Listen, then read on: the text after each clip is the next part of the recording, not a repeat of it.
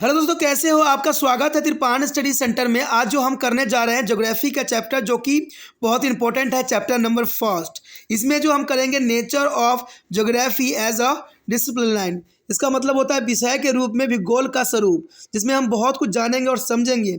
ये टॉपिक कई मायने में कई क्लास के बच्चों के लिए इंपॉर्टेंट है, चाहे वो सीबीएसई में पढ़ते हो, चाहे एनआईएस बोर्ड में पढ़ते हो, चाहे यूपी बिहार बोर्ड के बच्चे हों। अगर उनके सिलेबस में nature of geography as a discipline है तो इसका मतलब ये टॉपिक उनके लिए अत्यंत महत्वपूर्ण होगा। लेकिन आपको पता है, चैप्टर स्टार्ट करने से पहले एक बात जो मैं हमेशा कहता हूं, जिसको आपको सोचना भी चाहिए, विचार भी करना चाहिए और अमल भी करना चाहिए, वो ये है कि जब भी वीडियो देखिए पूरा देखिए, क्योंकि अधूरा जानकारी सदैव खतरनाक होता है। साथ में एक इंपॉर्टेंट बात ये भी रहता है, अगर आप पहली बार वीडियो देख रहे हो तो लाइक शेयर सब्सक्राइब करना मत भूलना। क्योंकि दोस्तों लाइक कीजिएगा तो बनाने वाले का मनोबल बढ़ता है, सब्सक्राइब कीजिएगा तो इससे ये होता है कि जब भी मैं कोई वीडियो डालूंगा उसका नोटिफिकेशन आपको समय रहते मिल जाएगा। और देखिए, शेयर का मतलब ये होता है कि आपके थ्रू ना जाने किन बच्चों को हेल्प मिल जाए, ये आप भी नहीं जानोगे। इसलिए जो है आप शेयर जरूर करो, ठीक है। व्हाट्सएप स्टेटस पे भी लगाओ। दोस्तों आरएनएस सेंटर जो है कई मानने में बहुत से बच्चों के लिए हेल्पफुल है, चाहे वो 8th क्लास हो, 9th 10th 11th 12th हो, चाहे वो एनआईएस बोर्ड के बच्चे हों, ठीक है, चाहे बीए एमए के बच्चे हो, सभी क्लासों के लिए कुछ ना कुछ जो है तिरपान सेंटर में उपलब्ध है। तो इसलिए आपके लिए ज़रूरी है कि आप सब्सक्राइब करके इसको चैनल को जो है सेव कर लो, नहीं तो बाद में अगर रिसर्च करोगे तो शायद आपको ये चैनल प्राप्त ना हो। तो इसलिए सोचना नहीं, विचार नहीं करना है, सब्सक्राइब करके जो है अपने पास सेव करना है। दोस्तों ये तो बात था आपके लिए, लेकिन अब देखते हैं हमारा आज टॉपिक क्या है। Next topic is the most important here, a method and techniques of a geography. There is a most important topic arrive here, method and techniques of geography. Each branch of systematics and the knowledge has a content of method, tools and techniques on which is depend on the further it is a basic objectives. Geography too has its tools, techniques and method. There is the most important. The geography is a tool has its tools and techniques and method. Important among them to the globes and map, diagram, relief model and the spatial and aesthetic method. A cartographics and consider with there is a preparation of map and diagram to be show a distribution of geographical phenomenon. An important method is a geography are a and indicates and indicative of natures of various statistics or techniques and models they are used of for a regional analysis and to the understand of spectral distribution and interaction. The first here is a cartography. Cartography there is the most important here. The most of use are fascinated with the map. The map there is a cartography is a study of practice of the making of maps and diagram. It is a representing the earth with the maps and abstract or symbols. A map have traditionally been to made using to pen, ink and paper. But computer have a visualization and cartography and it is a GIS. The GIS method one can be prepared to the map and the diagram with the greater choice and the efficiency. There is the most important GIS techniques is the cartography and spectral data is obtained from the measurement and other published source and can be stored in the database from which it can be extracted of a variety of purpose. As a current trend in there is a field are moving away from the drawing with the ink or paper types. Method of map making to about to the creation of increasingly of dynamics interactive map that can be manipulated is a digitally. And the most commercially qualities map are now made with the map making software that fall into one of three main types. There is computer aided data management. There is CAD. There is computer aided data management. And second here, geographical information system mean GIS. And global is a positioning system mean GPS. The GPS today is the most important. And cartography has a growing from a collection of draftings techniques into a actually science. The cartographers must be understand which the symbols conveys information about the earth most effectively and make such a map that will be encouraged to everyone used to map to find place or use it is their daily work. You know that you are used to the map for find the place used for the daily work. A cartographer must be a learned is a zero dense and the fairly advanced mathematics to understand how to shape of the earth effect the distortion of map symbol and project onto a flat surface for viewing. Geography information system deal with the storage of information about their earth for a automatic intervals by a computer in a accurate manner. In addition to be earth server discipline of geography, GIS a specialist must be understand computer science and database system. Maps have a traditional been used to explore there is the earth and to explore it is a resource. GIS techniques and the expansion of cartographic science has enhanced their efficiency and aesthetic power of traditional mapping. Now, as the scientific community recognizes the environmental consequence of human activities, the GIS techniques is becoming a essential tool in their effort to understand the process of global change. The various map and satellite information source can combine in a way that recreate the interaction of complex nature system. Such a visualization can help to predict and what will be happen to an area if it is the repeatedly is flooded and what change are expected if a particular industry is located. The next to be a survival to India inherited from to the British Ordnance or survival there is a NATMO is the premier organization for mapping in India. It's a map of the million of series are the well known. The organizations of the cartographic unit in the 1960th century at the French Institute is a Pondicherry's brought a significant impact on development of geography in India. It is a publication of vegetation and soil maps at the scale of 1 day so is a 1 lakh were to the very well received for their cartographic appreciation and the resource mapping, and this unit was upgraded in 1995 as the geomatics laboratory with the emphasis of computer cartography and GIS. The next here is a quantitative method in geography. There is the most important here is a quantitative method in geography. This aspect of geographical techniques deal with the numerical method most are commonly found in a geography.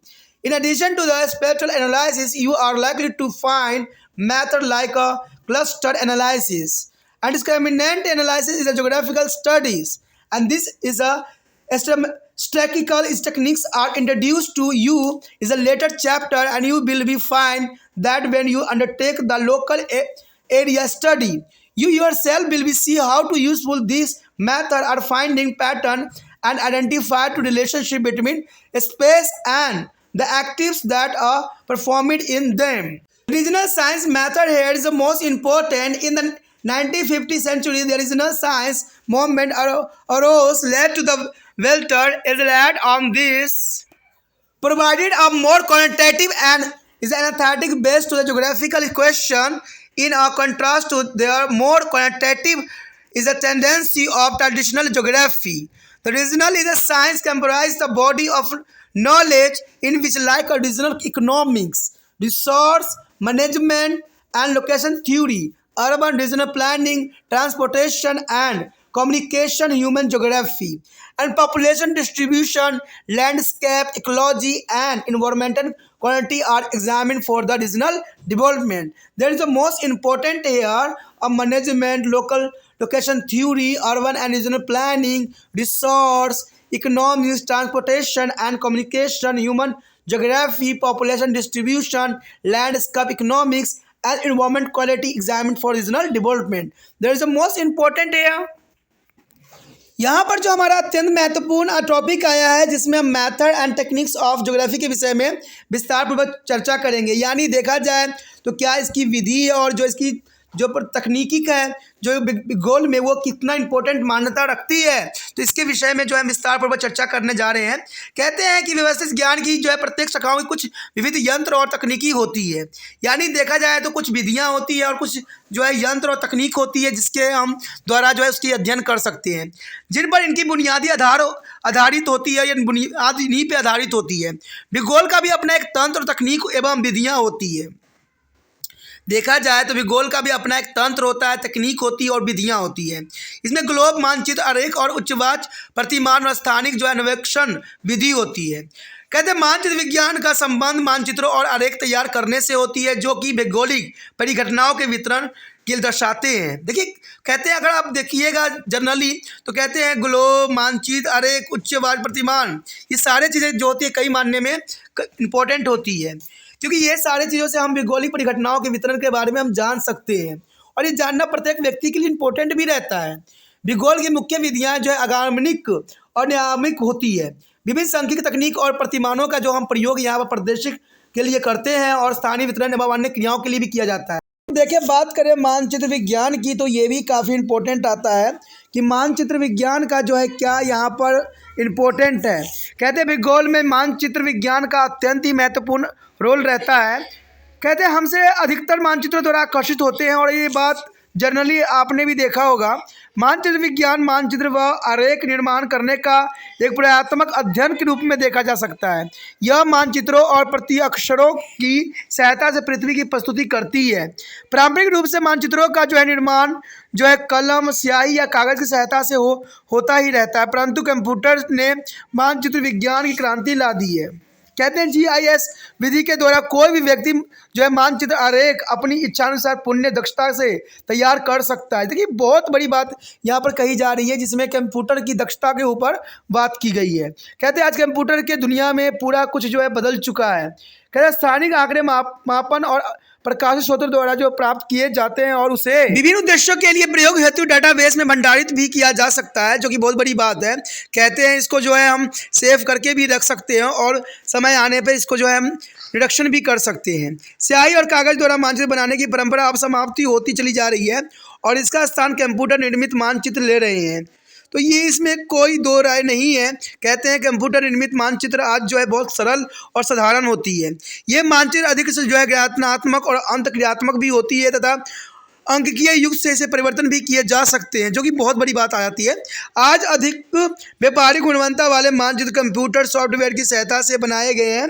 ये computer software computer आधारित आंकड़ा प्रबंधन यानी CAD के रूप में होते हैं। यानी यहाँ पर देखा जाए तो कंप्यूटर आधारित आंकड़ा प्रबंधन। उसके बाद भौगोलिक सूचना तंत्र यानी GIS का भी अपना एक बहुत महत्वपूर्ण स्थान है और भूमंडलीय स्थिति तंत्र यानी GPS का तो और भी जो यहाँ पर इम्पोर्टेंट स्थान रखता है। कहते हैं इन सारे चीज़ों का जो है आज कंप्यूटर के क्षेत्र में जो है क्रांति ला दिया है और इससे मानचित्र तैयार करना बहुत ही सरल हो गया।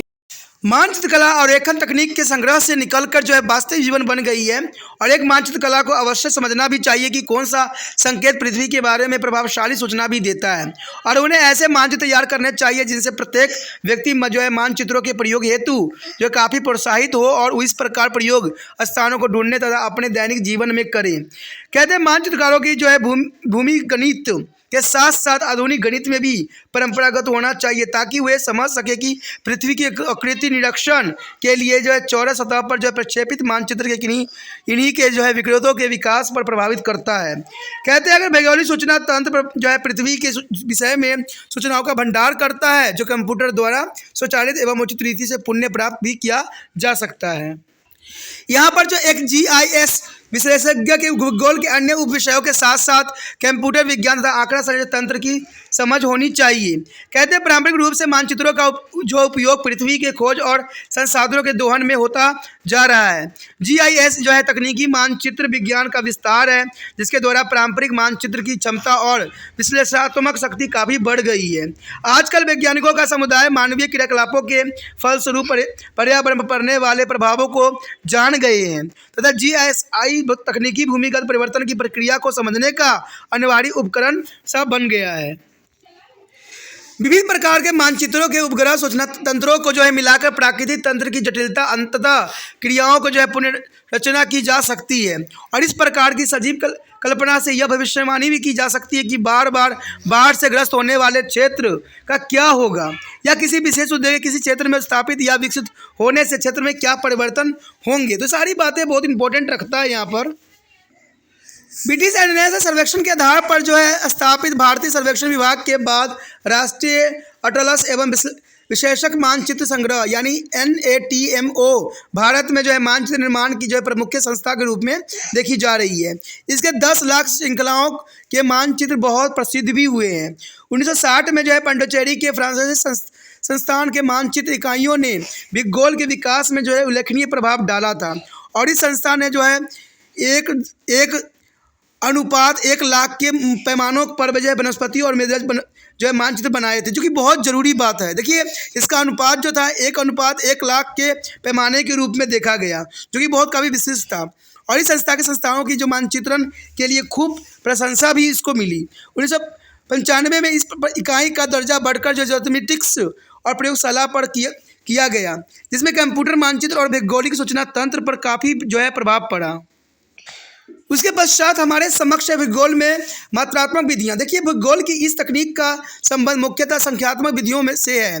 स्थानिक विश्लेषण के अलावा जो है भौगोलिक अध्ययनों में जो है गुच्छ विश्लेषण और विविध मूलक विश्लेषण भी शामिल किया जाता है और इस सांख्यिकीय तकनीकों को आप जो है आगामी अध्याय से पढ़ेंगे भी और इसके द्वारा आप क्षेत्र में होने वाले क्रियाकलापों और क्षेत्र के बीच अंतर संबंधों को भी जान सकेंगे तथा प्रतिरूपों को भी पहचानने में बहुत काफ़ी आपको आसानी रहेगी।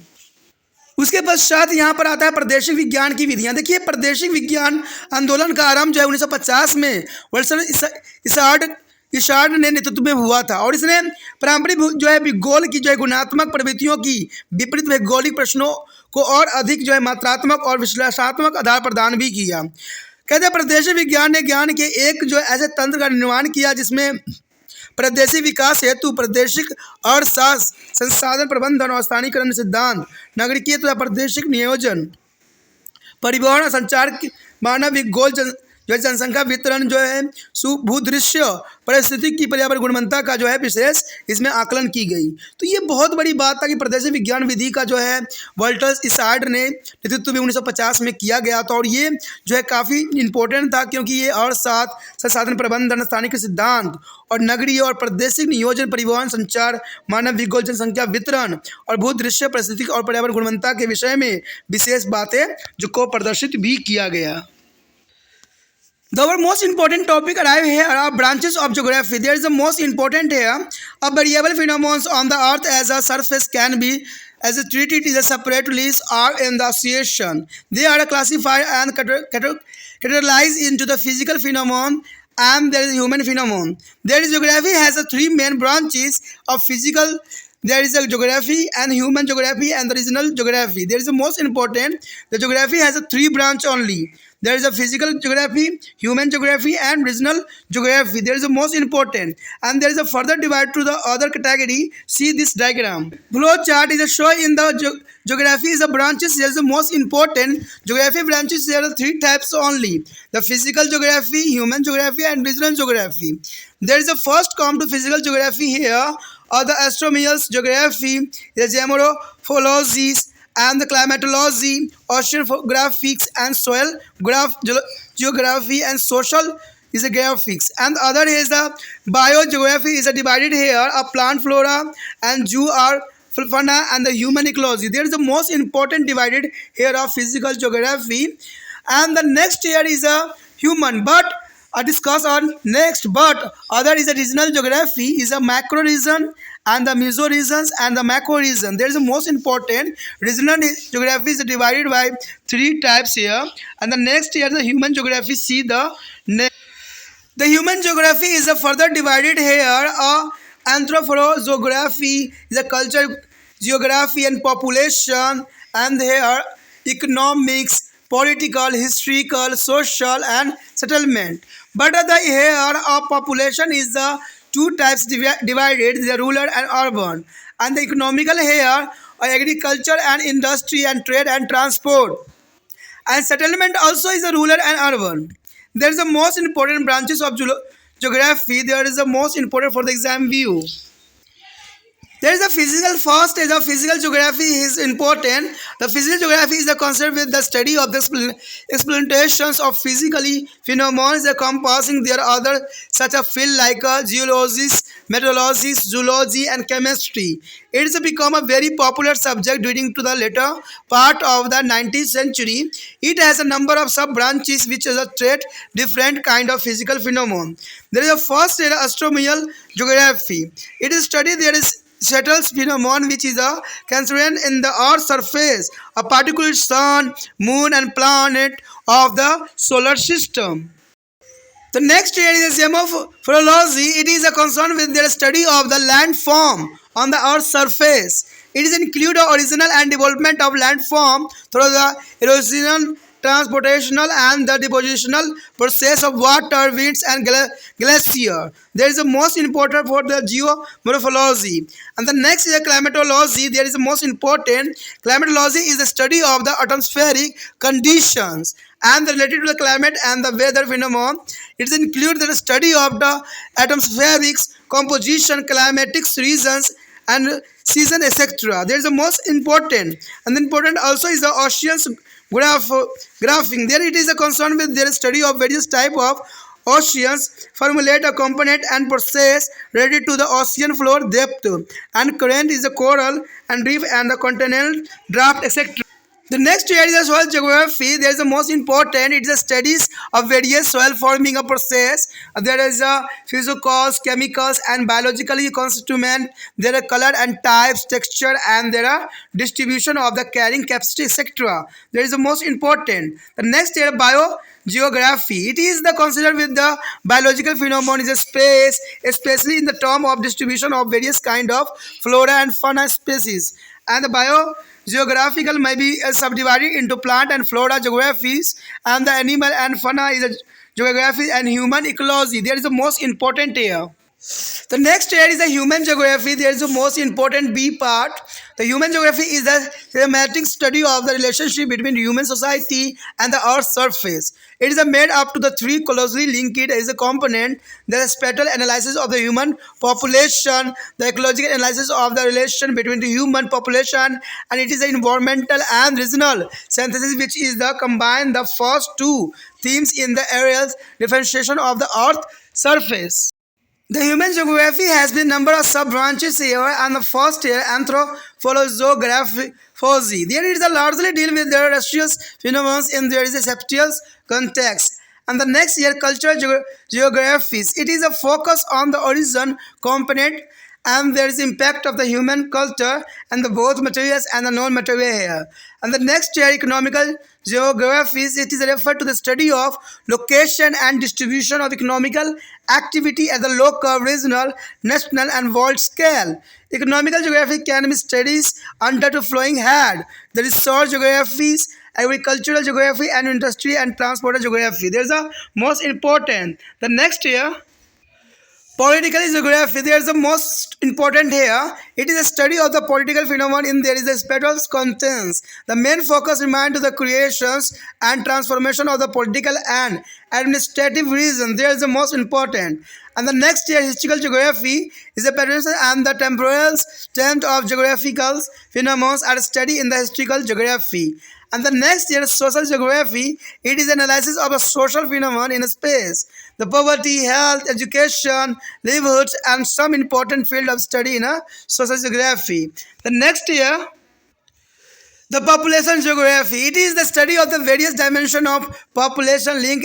It is the population distribution, density, composition, fertility, mortality, migration, etc. And the next is settlement geography. It is the study of rural, urban settlement and their size, distribution, function, heritage and other various other parameters of settlement as system.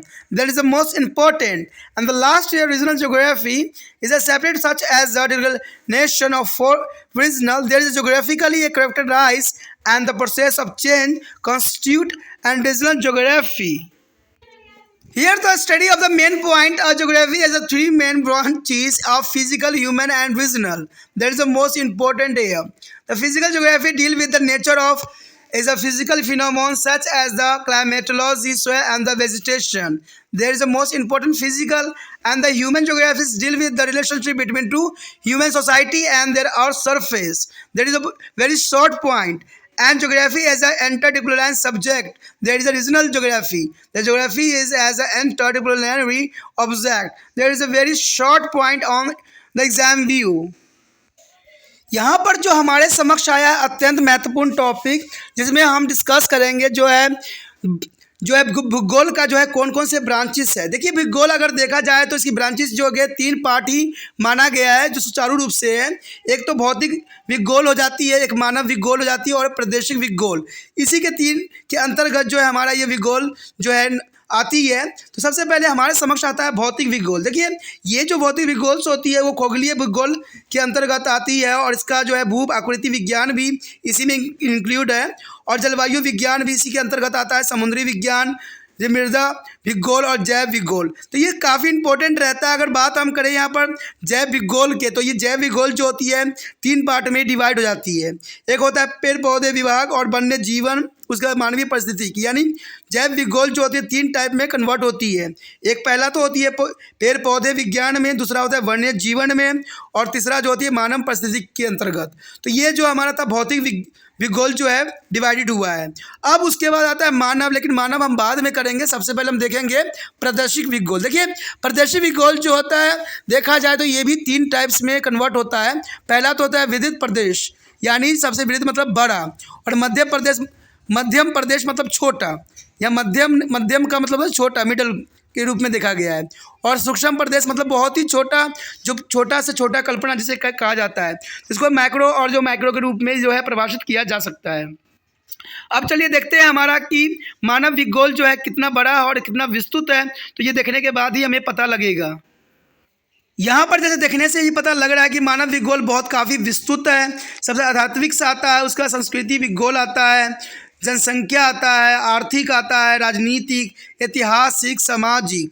तो ये सारे के सारे भूगोल के part ही हैं। अगर हम बात करें यहाँ जनसंख्या, तो जनसंख्या 2 तरह से ही होती है। एक तो आपने अर्बन और रूरल की बात जानते ही हो, यानी आदिवासी और ग्रामीण क्षेत्र दोनों ही आएंगे। अगर आर्थिक हम लेंगे तो उसमें नगरीय और कृषि औद्योगिक के अंतर्गत आता है। अगर हम बात यहाँ व्यापारिक और परिवहन की करें तो इसमें कोई 2 राय नहीं है। इसमें बहुत सी चीज़ें जो है मिसिंग है। आप इंग्लिश में जो बताई गई थी उससे जो है आप सुचारू रूप से कर सकते हो, क्योंकि यहाँ पर बहुत से जो है मिसिंग है जो आपको यहाँ दिख नहीं रहा है। तो इससे अच्छा है कि आप इंग्लिश से जो है आसानी से जो है लिख सकते हो और समझ सकते हो। तो इंग्लिश वाला पार्ट में ज़रूर इसका जो है डायग्राम आप बना लेना, क्योंकि एग्ज़ाम व्यू से ये बहुत काफ़ी इंपॉर्टेंट रहता है। क्योंकि जो बच्चे ज्योग्राफी के सिलेबस पढ़ते हैं उनके लिए ये ब्रांचेस जानना अत्यंत महत्वपूर्ण रहता है। इसलिए मैं कह रहा हूँ कि इसमें हिंदी में जो है बहुत जगह कट पड़ी हुई है, नई इन्फॉर्मेशन कलेक्ट हुई है। तो आप जो है इंग्लिश वाले पार्ट से जो है उसका जो है पूरा डायग्राम बना सकते हो। देखा जाए तो धरातल की विभिन्न परिघटनाओं के अलग अलग सामूहिक रूप में लिया जा सकता है और इन्हें भौतिक तथा मानवीय परिघटनाओं के रूप में वर्गीकृत किया भी जा सकता है। और इस प्रकार भूगोल की 3 प्रमुख शाखाएं जो हमने अभी देखा है वो काफ़ी इंपॉर्टेंट था। इसमें हम भौतिक भूगोल, मानवीय भूगोल और जो है प्रादेशिक भूगोल को जो है विस्तारपूर्वक हमने समझा भी कोशिश किया है। अब इसी को जो है हम विस्तारपूर्वक जो है कुछ जानने की कोशिश करेंगे किस भूगोल में क्या चीज़ें खासियत है। तो चलिए देखना बहुत ज़रूरी रहेगा कि इन परिघटनाओं से क्या यहाँ पर आती है उभर के। तो सबसे पहले हमारे समक्ष तो यही आता है भौतिक भूगोल। देखिए भौतिक भूगोल के कहते हैं जो है भौतिक परिघटनाओं की व्याख्या और अध्ययन करता है। साथ ही यह जो है भूभाग शास्त्र और मौसम विज्ञान, जंतु विज्ञान और रसायन शास्त्र से भी काफ़ी हद तक जुड़ा हुआ है। और कहते हैं 19वीं शताब्दी के जो है अंतरात्र में विषय बहुत ही लोकप्रिय भी हुआ और इसकी कई उपशाखाएं हैं जो विभिन्न भौतिक परिघटनाओं के विवेचन करने के लिए साक्ष्य हुए हैं। यहाँ पर सबसे पहले तो यही आता है खगोलीय भूगोल। देखिए खगोलीय भूगोल का क्या अर्थ है। ये पार्थिव घटनाओं के अध्ययन करता है जिनमें मुख्य रूप से पृथ्वी की सतह के साथ सूर्य, चंद्रमा और सौरमंडल के ग्रहों के जो शामिल किया इसके जाता है। उसके बाद भू आकृति विज्ञान। भू आकृति विज्ञान भी अत्यंत महत्वपूर्ण है। यह पृथ्वी के जो है स्थल रूपों का अध्ययन करता है। इसके अंतर्गत जलवायु और हिमानी के जो अपरदनात्मक, पर्यायात्मक और स्पेयात्मक कार्य द्वारा जो स्थल रूपों की जो है उत्पत्ति एवं विकास शामिल इसमें हुआ है। तो ये भू आकृति के अंतर्गत आता है। अगर हम बात करें जलवायु विज्ञान की तो कहते हैं जलवायु विज्ञान वायुमंडलीय दशाएं और संबंधित जलवायविक और मौसमी परिघटनाओं का अध्ययन करता है और इसके अंतर्गत वायुमंडलीय संगठन और जलवायविक प्रदेश तथा मौसम आदि का अध्ययन में जो है अपना महत्वपूर्ण योगदान देता है। जलवायु का मतलब यही होता है जो हवाएं चलती है, ये सब जो होती है, तो ये परिघटनाओं को जो है इसमें आता है। उसके पश्चात है समुद्री विज्ञान। देखिए समुद्री विज्ञान भी काफ़ी मायने में इंपॉर्टेंट रखता है। यह जो है महासागरीय तल की गहराइयों, धरातलों और प्रबल भित्तियों और महाद्वीपीय विस्थापन आदि से संबंधित महासागरीय संगठनों का अध्ययन इसमें किया जाता है, जो कि बहुत काफ़ी इंपॉर्टेंट रहता है। कहते हैं अगर बात करें हम मृदा भूगोल का यानी मिट्टी भूगोल का, तो ये जो है विविध मिट्टी निर्माण प्रक्रिया के साथ साथ इसके जो है भौतिक और रासायनिक और जैविक संगठन, रंग, आकार और संरचना, वितरण और वहन क्षमता आदि का भी अध्ययन करता है। जो बच्चे मृदा भूगोल लेते हैं उनके में जो है मिट्टियों के रंग, उनकी उपजाऊ क्षमता, उनकी वितरण किस प्रकार से है और उनके क्या खासियत है, तो ये सब बातें जो है हम जो है मिट्टी भूगोल यानी मृदा भूगोल के अंतर्गत आता है, जो कि बहुत काफ़ी इंपॉर्टेंट रहता है। अगर बात हम करें जैव भूगोल की, तो जैव में तो आपको समझ ही आ गया होगा कि हम जीव जंतु की इसमें बात करने वाले हैं। जैव भूगोल यह स्थान की जैविक घटनाओं को अध्ययन से संबंधित है, यानी जैविक यानी जीव जंतु जो जीवित है या जो जीवित हैं उन्हीं के विषय में इसके जो है विस्तार पूर्वक जानने की हमें इसमें ज्ञान मिलती है। विशेष तौर पर विभिन्न प्रकार के वनस्पति और वन्य जीवों के वितरण का अध्ययन इसमें किया जाता है, यानी इसमें पेड़ पौधों को भी लिया जाता है और जीव जंतुओं को भी इसी के अंतर्गत लिया जाता है। जैव भूगोल को जो है पादप और वनस्पति भूगोल या जंतु भूगोल और मानव पारिस्थितिक रूप में जो है उपविभाजित भी किया जा सकता है। यानी अगर देखा जाए तो जो जैव भूगोल जो है वनस्पति भूगोल, पादप भूगोल, जंतु भूगोल और मानव पारिस्थितिक के रूप में भी इसको परिभाषित किया जाना कोई विशेष रूप से बात रखती है। साथ हमारे समक्ष दूसरा जो था वो था ब्रांचेस के अंतर्गत मानव भूगोल। देखिए मानव भूगोल भी कई मायने में इंपॉर्टेंट रखता है। मानव भूगोल पृथ्वी सतहों और जो है मानव समुदाय के बीच संबंधों का संश्लेषित अध्ययन करता है और ये 3 घटकों को निकटतम रूप में जोड़ता है। सबसे पहला जो है मानवीय जनसंख्या का स्थानिक विश्लेषण करता है।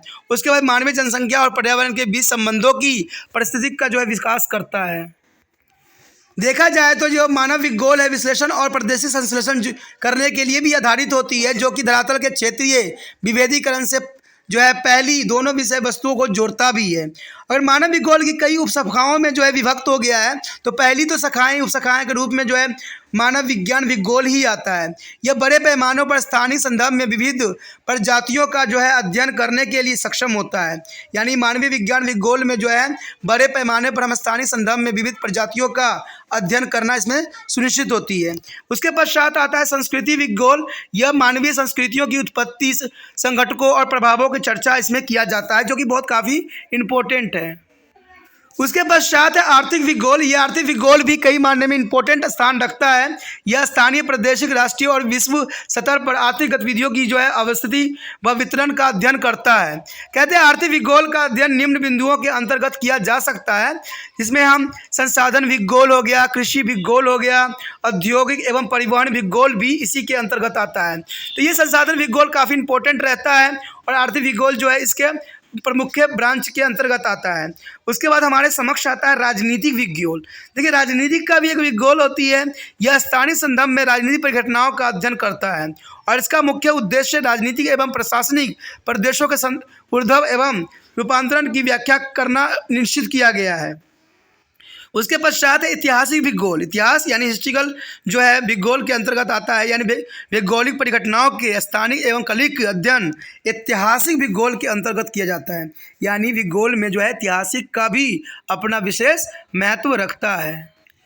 उसके पश्चात है सामाजिक भूगोल। देखिए ये जो है स्थान की सामाजिक परिघटनाओं का विश्लेषण करता है। निर्धनता हो, चाहे स्वास्थ्य हो, शिक्षा हो, जीवन यापन हो, सामाजिक भूगोल के कुछ मुख्य क्षेत्र हैं जो कि सामाजिक भूगोल के लिए अंतर्गत आता है।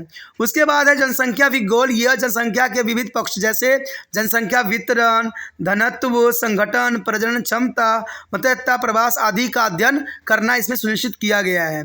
उसके बाद अधिवास भूगोल। यह ग्रामीण नगरीय अधिवासों के आकार, वितरण, प्रकार, पदानुक्रम और अधिवास व्यवस्था के संबंधित अन्य आधारों का अध्ययन करता है, जो कि बहुत काफ़ी इंपॉर्टेंट है। इसके पश्चात आता है अंतिम पॉइंट प्रादेशिक भूगोल।